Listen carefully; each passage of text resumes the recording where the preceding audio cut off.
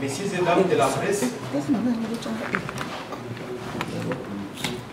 chers professionnels des médias, moi mon nom c'est Irachan Gracien de Saint-Nicolas, je suis député national de l'opposition. Je suis réélu dans la ville de Punya, en province d'Ituri. Alors j'interviens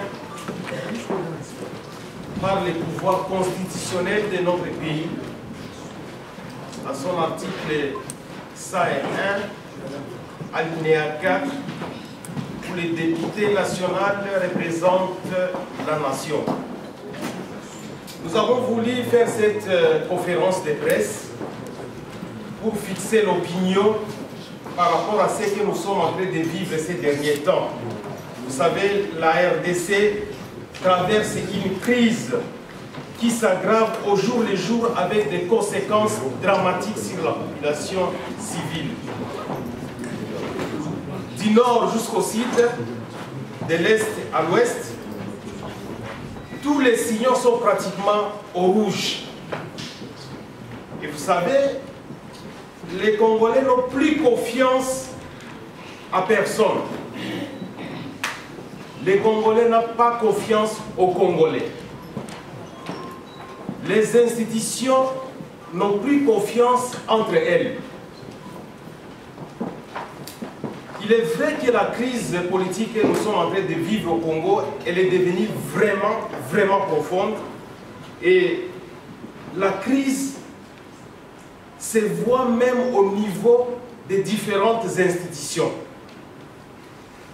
Et quand les institutions ne sont pas bien gérées, quand les institutions ne sont plus à mesure de suivre la loi portant leur fonctionnement, c'est le chaos total. Et la particularité est que la crise, elle est profonde au sein de la classe politique. La majorité elle-même abrite les conflits à son sein. L'opposition est en conflit avec elle-même.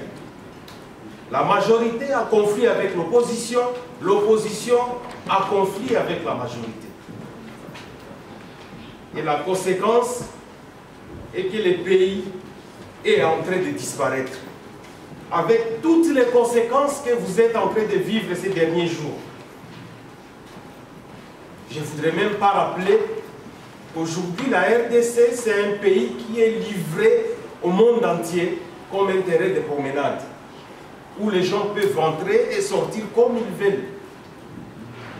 C'est ici le moment de déplorer cette agression que nous sommes en train de vivre à l'est de la RDC par le Rwanda, mais aussi toutes ces forces étrangères qui existent en RDC, en dehors du Rwanda qui a agressé les pays.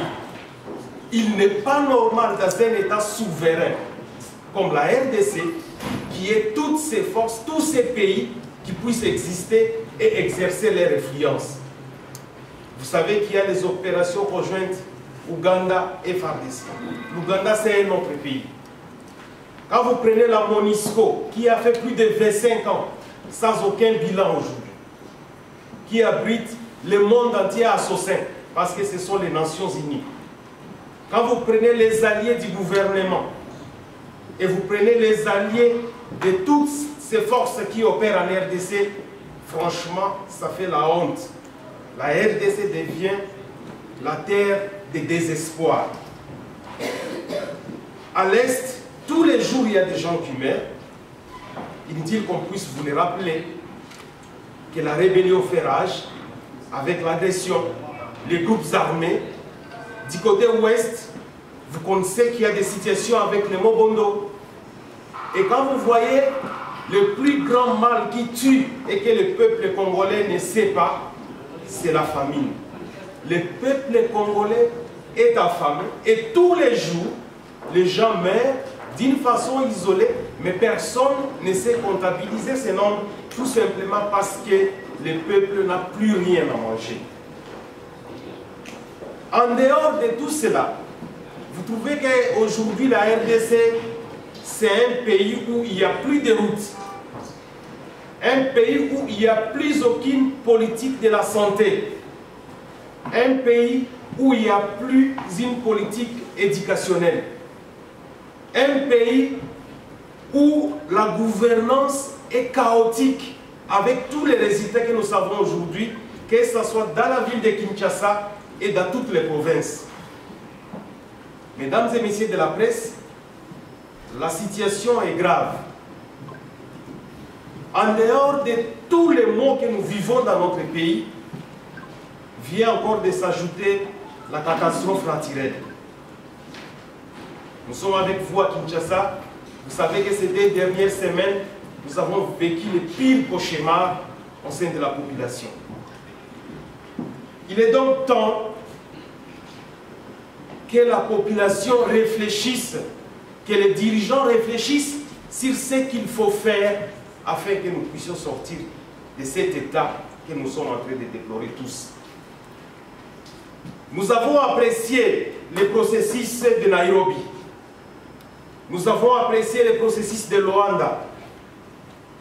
Nous avons apprécié l'initiative de la CENCO et de l'ECC. Et enfin, nous avons aussi apprécié l'appel du chef de l'État pour l'unité et la cohésion nationale à travers la consultation que le conseiller spécial chargé de sécurité a organisée.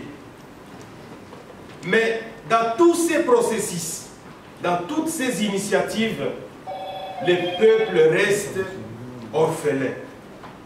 Tous ces processus tardent à pondre de bons résultats qui permettront à ce que la population se retrouve. Nous sommes donc face à une population qui est dans le désespoir total, une population aujourd'hui qui est abandonnée, qui est devenue aigrie, qui n'a confiance à personne pratiquement. C'est le temps pour nous, en tant qu'hommes politiques, de réfléchir profondément. Est-ce que nous servons ce peuple? Que nous soyons de la majorité, nous soyons au pouvoir. Est-ce que nous avons servi ce peuple? Que nous soyons de l'opposition, est-ce que nous avons servi ce peuple? Ou c'est plus nos intérêts qui passent en premier, en priorité? Et il est vrai aujourd'hui que la classe politique que nous sommes en train de vivre au Congo n'a pas produit de résultats depuis 1960, depuis l'indépendance.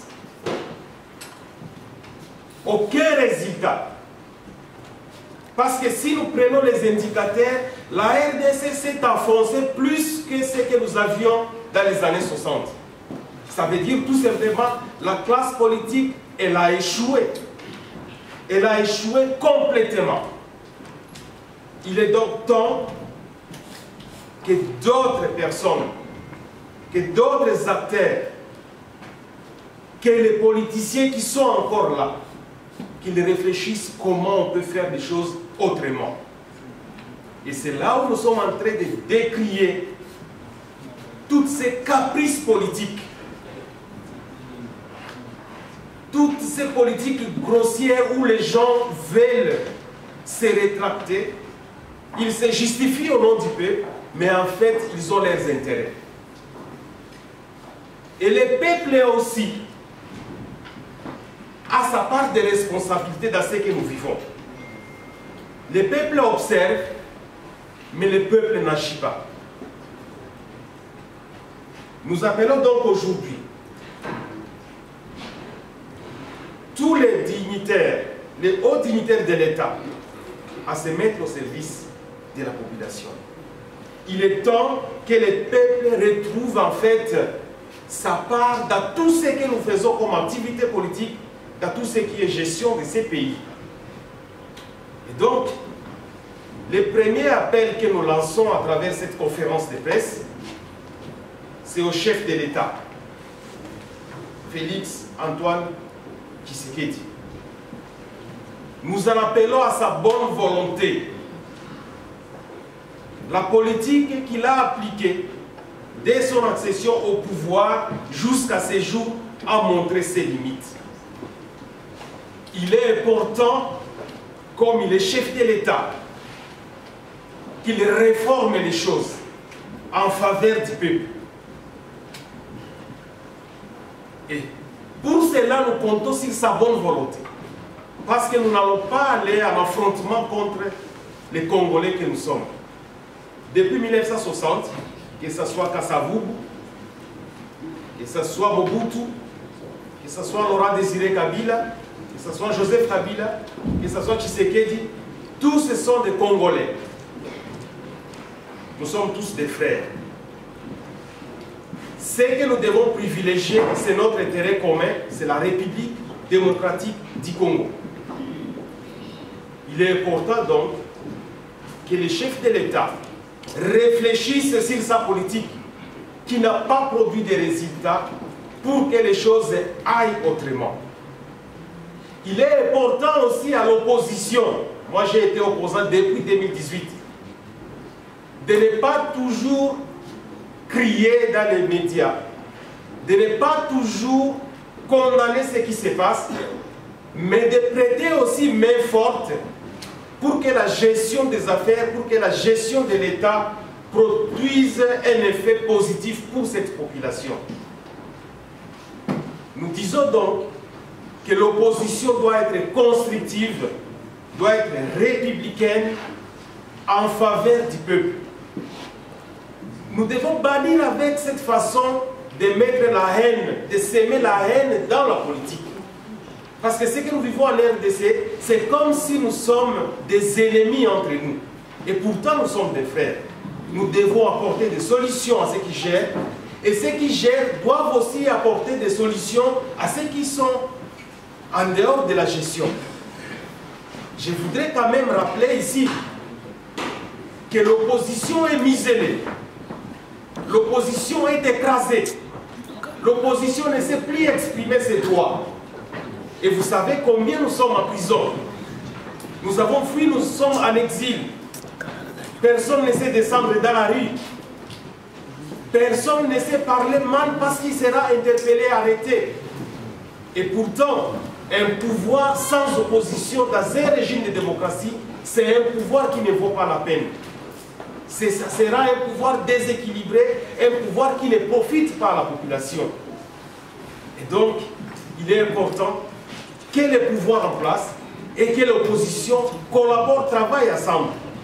Et moi, en tant qu'opposant, je voudrais quand même demander à mes frères opposants de cesser avec la politique des chaises vides, d'affronter les gouvernements en face, d'aller vers les gouvernements pour proposer des pistes de solutions, d'aller vers le gouvernement pour réfléchir ensemble, pour donner les cahiers de charges qui constituent ce que nous n'apprécions pas, nous, en tant qu'opposants. Je l'ai répondu, j'y ai revenu plusieurs fois lors de nos échanges, que ce soit avec les chefs de l'État, que ce soit avec les conseils spéciaux, pour que l'opposition ait quand même ce climat de travail.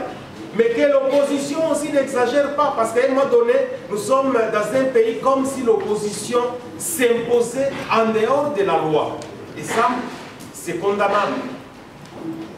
C'est dans cette optique aujourd'hui où le pays ne marche pas, où nous sommes en crise, où nous vivons le chaos partout dans les 26 provinces, y compris la ville de Kinshasa, que nous avons pris l'initiative avec d'autres opposants qui ont la bonne volonté d'aller rencontrer le conseil spécial chargé de sécurité pour dire clairement les mots qui rongent notre pays, pour demander à ce que nous puissions contribuer que la guerre cesse, pour dire clairement que le pays doit changer et que le peuple doit retrouver sa valeur. Donc, messieurs, mesdames de la presse, nous sommes donc disposés à répondre à vos questions parce que nous pensons que l'heure est venue où nous devons réfléchir autrement et prendre nos responsabilités en tant que fils de ces pays. Nous n'allons pas compter sur les étrangers. Nous n'allons pas compter sur les autres pays pour ramener la paix en RDC. La prospérité de la RDC, la paix en RDC, ça se fera par les Congolais eux-mêmes. Ce sont les Congolais qui vont construire leur pays, les Congolais et les Congolaises. Je vous remercie.